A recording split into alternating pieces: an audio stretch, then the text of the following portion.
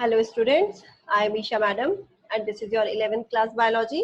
Today we will discuss about your chapter 1 for class 11, that is the living world.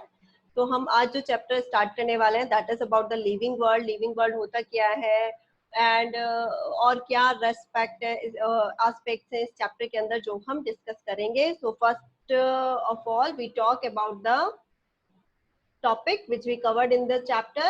They are the introduction. Second, what is living, diversity in the living world, taxonomic categories and taxonomical aids. So first we talk about the introduction. So introduction, the life is full of amazing diversity of living organism. हमें पता है the life is full of diversity. Diversity जो है वो उसका life के अंदर बहुत जो हमारी life है बहुत सारी डाइवर्सिटी उसमें जो है वो होती है. साथ ही साथ we see the diversity on the vast area in which the organism lives. We can say the habitat, we have vast and the deeply reflect diversity होती है. What indeed is life, हमें जो है वो लाइफ की क्या need है, क्या जरूरत है, लाइफ कैसे ओरिजिनेट हुई. These all things come into these chapter. This chapter the first is the technical one. जो हमारी पहली बात है वो टेक्निकल है. उसके बाद हम फिलोसॉफिकल बात करेंगे. हम बात करेंगे इसके अंदर की जो हमारे लिविंग ऑर्गेनिज्म है वो उनको क्या क्या जरूरतें होती हैं और हम किस चीजों की बेसिस पे we saying that this is a living organism and this is non living. So we all talk about on that aspect. So what is living. सबसे पहले अगर हम बात करें व्हाट इज लिविंग, हम किसे कहेंगे कि लिविंग है. So we decide some characters. हमने कुछ कैरेक्टर्स को डिसाइड किया है जिसके बेसिस पर हम कहते हैं कि that it is a living organism, so the living organism कि अगर हम बात करें तो हमारे जो कैरेक्टरिस्टिक्स है सबसे पहले आता है हमारा growth, then the reproduction, metabolism, cellular organization and consciousness. So these are 5 things. और भी चीजें होती है जिनके अकॉर्डिंग हम बोल सकते हैं द थिंग इज लिविंग और द ऑर्गेनिज्म इज लिविंग और non living. So we talk about the growth, reproduction, metabolism, cellular organization and consciousness. Those characteristics which have no exception is called defining properties of life.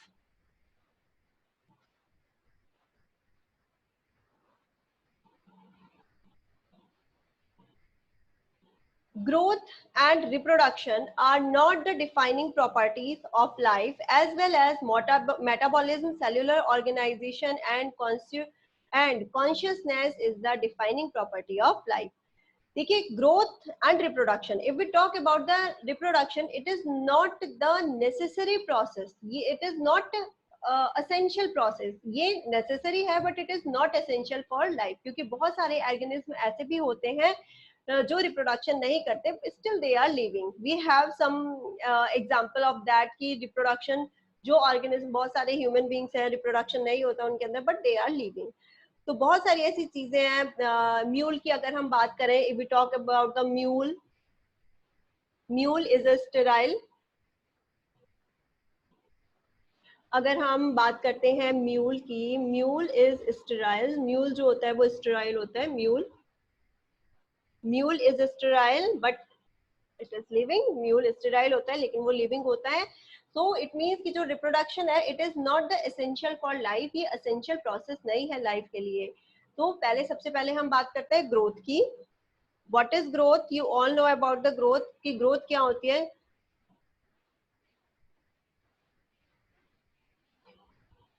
Growth की अगर हम बात करें, overall increase in mass और size. आपको पता है growth क्या होती है कि जब हम मास में, साइज में हमारे टिश्यूज, हमारे cells, number of cells increase करते हैं तो that comes into the growth.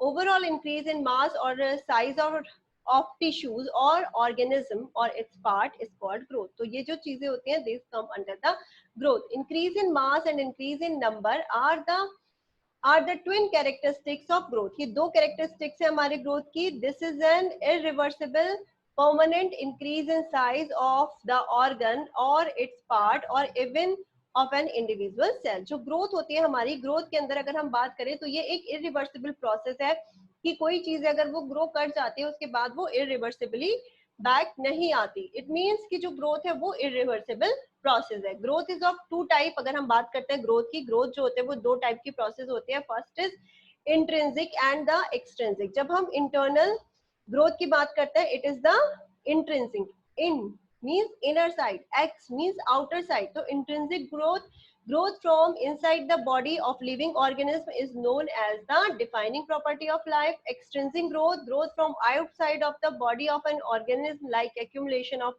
material on any body surface. Non living exhibits this type of growth. जो नॉन लिविंग कैरेक्टर्स होते हैं, जो नॉन लिविंग होते हैं, उनके अंदर भी ये जो ग्रोथ होती है ये दिखाई दे सकती है। बट जो इंट्रिंसिक ग्रोथ है, it occurs only in the living organism.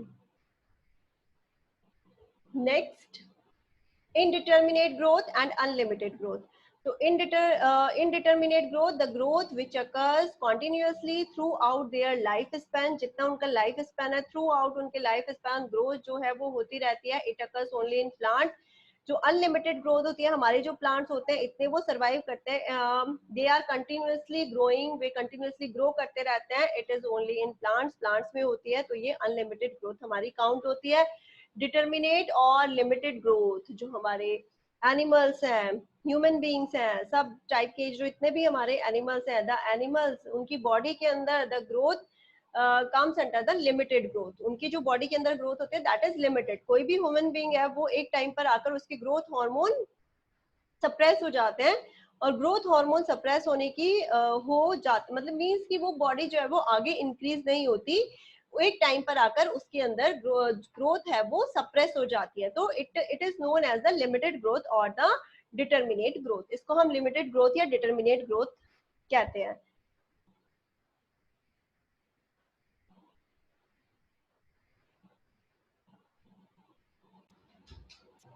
So the second topic of our is about the reproduction.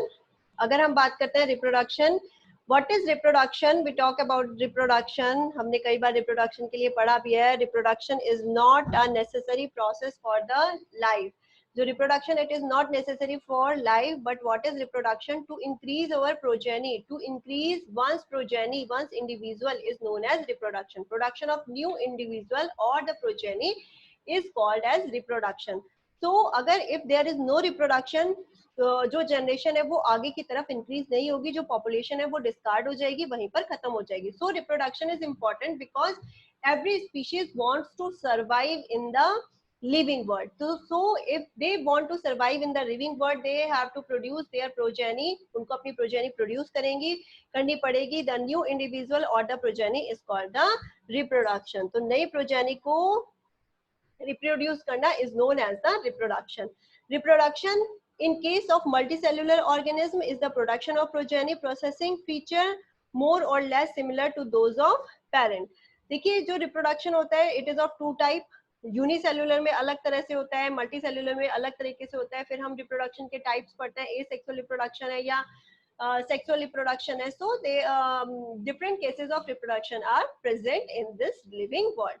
So reproduction, if we talk about the unicellular organism like bacteria, amoeba, in unicellular organism reproduction takes place by the fission. जो reproduction होता है वो fission से takes place हो जाता है, and one cell divided into two cell, और जो दो cell हमारी नहीं बनते हैं, they survive as the progeny of the parent. Reproduction is not found in any non living object. जो रिप्रोडक्शन होता है वो किसी भी नॉन लिविंग ऑब्जेक्ट के अंदर नहीं होता. There are many living organism which can do not reproduce like mules. अब देखिए मैंने आपको अभी भी बताया था कि reproduction is not an essential process for life. It is necessary but it is not essential for life because बहुत सारे organism ऐसे होते हैं जो कि reproduce नहीं करते but still they live. For example, mule, sterile, human couple, they not reproduce but they are living. वो reproduce नहीं करते but they are living. So बहुत सारे organism ऐसे होते हैं जो कि reproduction नहीं करते but they are living. तो हम इसको एक काउंट करते हैं कि हाँ क्योंकि ये नॉन लिविंग के अंदर नहीं होता इसलिए हम इसको जो है एक लिविंग कैरेक्टर काउंट करता है, but it is not essential, लेकिन ये असेंशियल नहीं है। Next, asexual reproduction. हम 10th क्लास में पढ़ के आए हैं। एसेक्सुअल रिप्रोडक्शन जो है वो रिप्रोडक्शन इन विच फर्टिलाइजेशन और gamete fusion and meiosis is not involve in is called the asexual reproduction. So asexual reproduction के अंदर there is no gamete formation. When there is no gamete formation, no meiosis occurs, and no meiosis occurs, no sexual reproduction. In asexual reproduction, only mitosis type of cell division occurs. तो इसके अंदर सिर्फ mitosis होता है, meiosis इसके अंदर नहीं होता। बाय एसेक्सुअल स्पोर्स, जो स्पोर्स होते हैं फंजाई और हमारे जो एल्गी होते हैं, ये हमारे एसेक्सुअली रिप्रोड्यूस करते हैं। First example, by asexual spores in algae and fungi by budding. Budding हम 10th क्लास में पढ़ के आए हैं, budding in yeast and hydra, this is also an example of asexual reproduction. Fragmentation in filamentous algae हमने पढ़ा है, spirogyra में पढ़ा है, फंजाई में पढ़ा है, तो फ्रेगमेंटेशन इन ऑर्गेनिज्म के अंदर होता है। बाय ट्रू रीजनरेशन, रीजनरेशन हमने पढ़ा है, रीजनरेशन हमने प्लानेरिया में पढ़ा था, हमने हाइड्रा में पढ़ा था। तो ये इस तरह से कुछ एग्जांपल है हमारे जो कि एसेक्सुअल रिप्रोडक्शन के आते हैं। If we talk about the regeneration,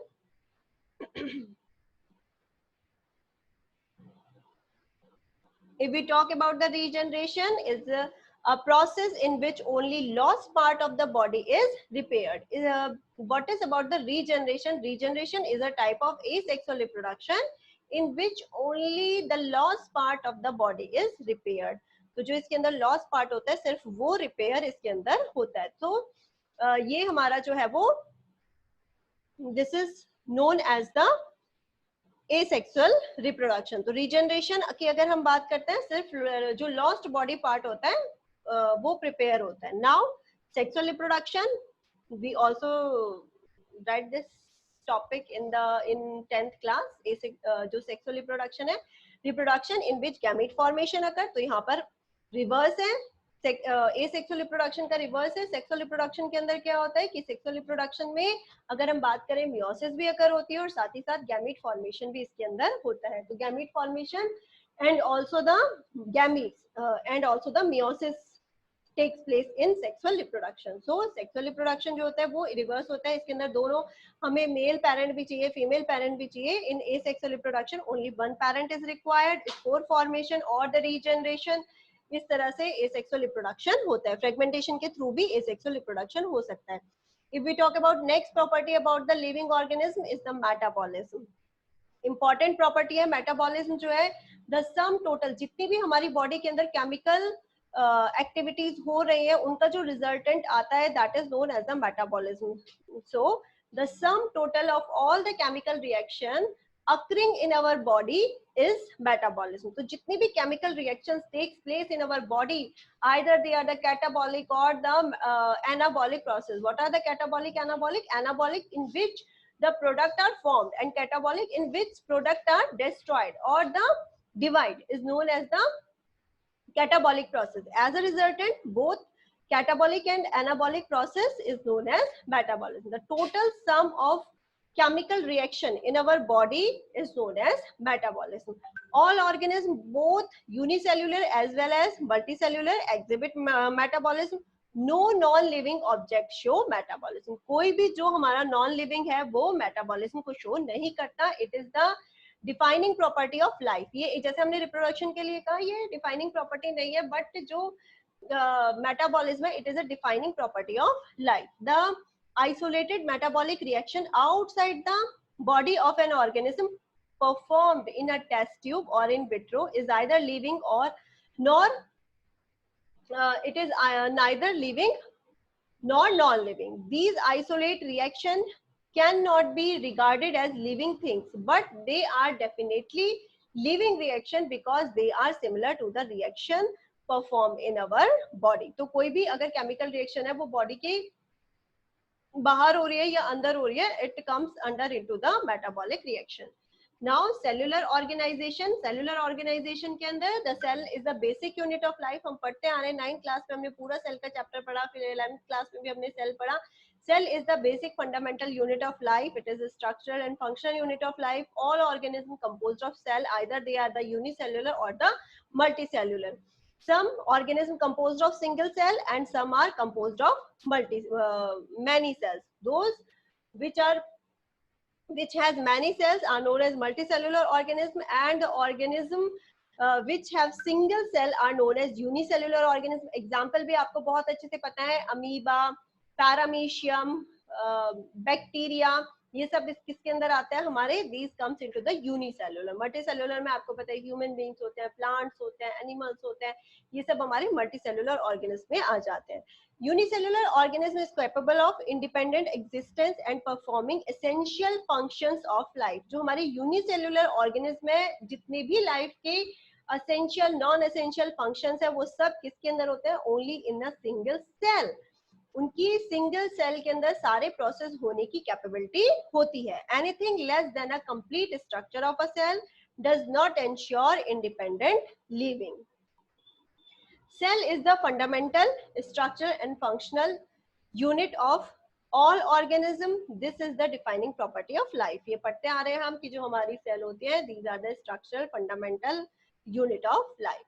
अब नेक्स्ट आता है हमारा जो फिफ्थ प्रॉपर्टी थी, that is the consciousness. If we talk about the consciousness, ability to sense, ability to feel is known as the consciousness. Ability to sense the surrounding environment and respond to these environment stimuli is called as consciousness. तो हम जब environment से stimulus को receive करते हैं and we respond to these stimulus is known as our consciousness. उसको हम अपनी consciousness कैसे कहते हैं? This is the most obvious and technically complicated feature of all organisms. We sense these physical, chemical or biological stimulus through our sense organs. Plants also has sense. आपने देखा होगा touch me not plant होता है, तो अगर हम उसको touch करें, it closes its leaves. So that is a example of sense. Sense and respond to external factors like light. हम देखते हैं कि बहुत सारे flowers होते हैं, they faces towards the light. वो light की तरफ face, तो it means कि वो light की तरफ respond करते हैं. So light में water, temperature, other organism, pollutants, etc. इन सब चीजों के लिए वो रिस्पॉन्ड करते हैं. All organism from the prokaryotes to complex eukaryotes show consciousness to environment clues. Some common example of consciousness can be seen in organism like plants perform flowering in a particular season, that is photoperiodism. What is photoperiodism? That photoperiodism means when the plant flower, they perform flowering, is known as photoperiodism. Some animals performing breeding in a particular season, they are known as a seasonal breeder, and the human beings, they are the continuous breeder. And all organisms handle the chemical entering their bodies, etc. When human is concerned, a very well developed nervous system and supreme level of skull of communication which is called as self consciousness. तो जो human beings है वो top पे है, सबसे ज़्यादा advanced है, evolved है, they have skull, brain है उनके पास, और सब चीजें जो है वो उनके पास present है. Human is very fast to respond towards the external stimuli and even it can think to predict about possible changes of surroundings, so it can